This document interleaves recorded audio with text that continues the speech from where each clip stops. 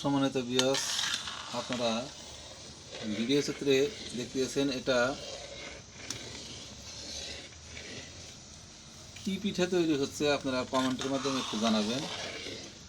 আর যারা ভিডিওতে দেখতেছেন সবারই দাওয়াত রইল। আসলে দেখতেও অনেক সুন্দর, মনে হয় অনেক সুস্বাদু হবে। দেখেই তো মনে অনেক আকর্ষণ লেগে গেছে।